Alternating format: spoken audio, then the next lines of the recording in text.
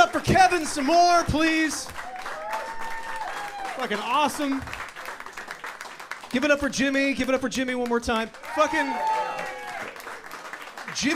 Jimmy's energy, I love him so much. Isn't he just like the nicest guy in the world? He's got that energy of the guy in the World War II movie who definitely dies first. You know that scene, like he's in the foxhole showing you a picture of his best girl, you know? When I get home, I'm gonna say, medic! Like, you know, it's really bad, so. All right, that's a 9:30 joke too, Kevin, sorry. I can empathize with Kevin. Yesterday, my wife complained about her haircut right in front of me. I was like, honey, read the room. Do you know how amazing it would be if a barber accidentally gave me bangs? Do you know? Kevin's right, like, you can just, like, we're the last group who it's totally okay to make fun of. There's no body positivity for us. No one's ever like, dude, you're not bald, your forehead is living its truth. My scalp came out. Like, nobody gives a shit. Nobody cares. I do some acting. It's fun to go bald as an actor. That shouldn't have gotten the biggest laugh of the night. It's cool, though. It's fun to go bald as an actor because as your hairline gets further from your forehead, the roles that you get cast in get further from the plot. When I had hair, I would get lines like, well, are you ready to fall in love? But now it's like, are you ready to order? That's what I got. Some of you aren't laughing, theater majors in the room. I appreciate that. I studied theater in college. That means I have great breath control when I ask my dad for money. Thank you, thank you, thank you. Thank you so much. I went to UCLA, and here's what happened. The first day of school, we all lined up, and the professor glides in, and he takes off his belt. It's not a good sign. He throws it in the middle of the room, and he goes, "It's a snake!"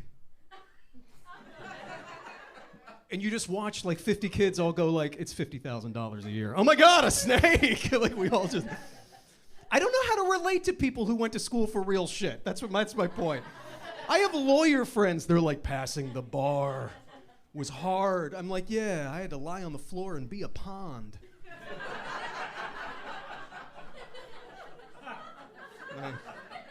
I fell asleep and got a B. Like, what the fuck do I... Nobody gives a shit. My pronouns are he and him, and my adjectives are white and sorry. I have to say that every show. Thank you. I have a lot of white guilt. I was walking back to my car the last time that it snowed, and I looked and I saw that somebody had written Black Lives Matter in my windshield in the snow, and I was like, yeah, I agree, but now everybody has to watch me wipe it off.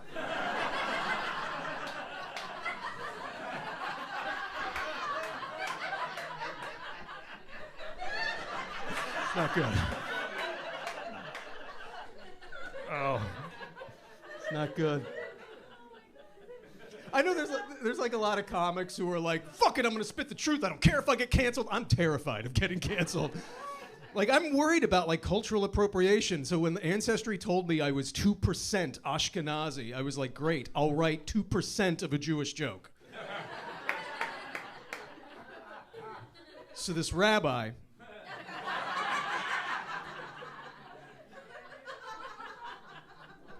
what else?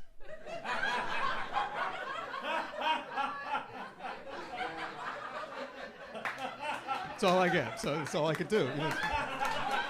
Thank you, thank you.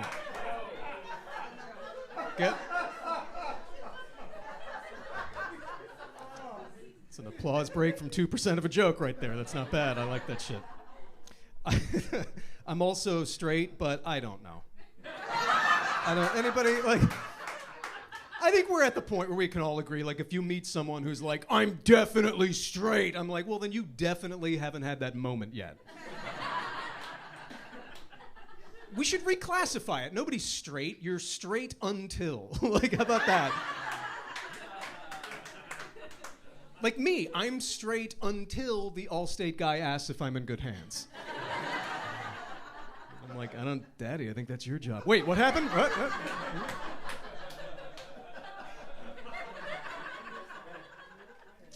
I love living in New York City. It's a beautiful city. They call it the city that never sleeps, even though there's people passed out everywhere. Very confident city, you know.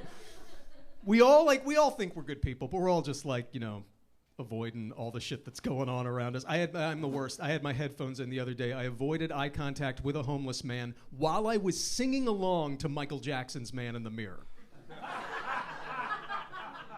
And if you remember those lyrics, that's hard to do on the fly. Is you want to make the world a better place? Take a look at yourself and I don't have change.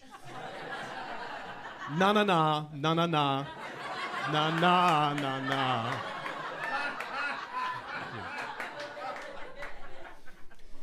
Thank you for appreciating that act out. I've done that to silence before. It's my favorite part of the show. Fuck it, I do it anyway. I don't give a shit. No, I love New York. Like, I've lived in New York for about 10 years. Like, my first year, I was like, is that blood? But now, I'm like, is that my blood? I don't know. The city hardens you. Like, I'm not a bad person, but I'm definitely no longer a good person. Like, I don't wish pain on anybody, but if it's already happening, I will watch. I've missed my train just to see a couple break up. That's happened. That's totally... I was on the platform. I was like ready to go. I was like, I really want to go home. And I saw my train. I was like, yay! And then behind me, I heard... Right behind me, I heard, don't grab my arm! And don't call me baby! And I was just like, well, it would be rude to leave now. But I wasn't the only one. Everybody else was like gravitating towards it, like catnip, you know? Because for New Yorkers, like, that's like fucking human misery. It's like, who do I have to pay money to? I'll watch that shit. Are you kidding me? The city crushing someone who's not me for 5 minutes? Yes, please, you know? You could sell tickets to that shit.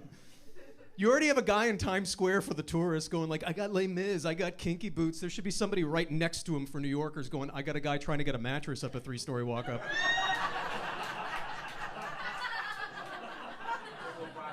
I've got orchestra seating for a woman who can't find street parking. Who's on board? Who wants it?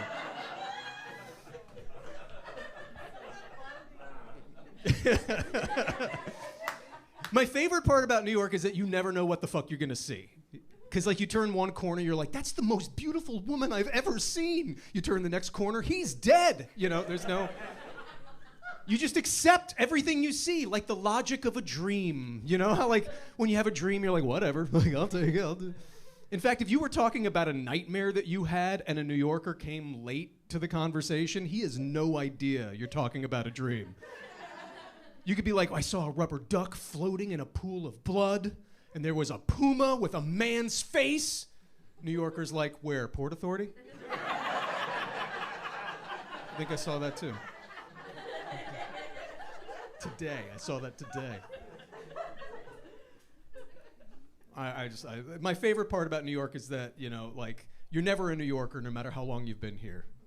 Everyone's just like, nah, fuck you. Nah. Like, what's the criteria? Do I have to fuck a Ninja Turtle? What do I have to do? What is the... This is the only place that does that. Nobody gatekeeps being a Floridian.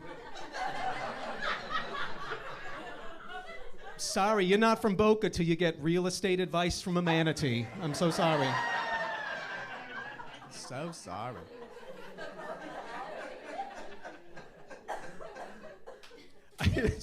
I think I think you're a New Yorker when you start calling the bodegas by their name. Because that's where I'm at. I'm like, honey, we need some milk. I'm going to go to cigarettes, coffee, ATM. What? Oh, yeah, no, you're right. The prices are better at Deli Lotto Smoke. There's something honest about that. You know, like New York is like, no fucking around. Here is what's inside me. I like that. I wish people were named like that.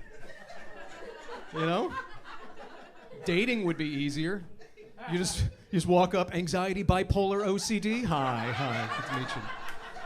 Oh, me, I'm mama's boy, night terror, psoriasis. It's good to meet you. Thank you guys so much. Appreciate it.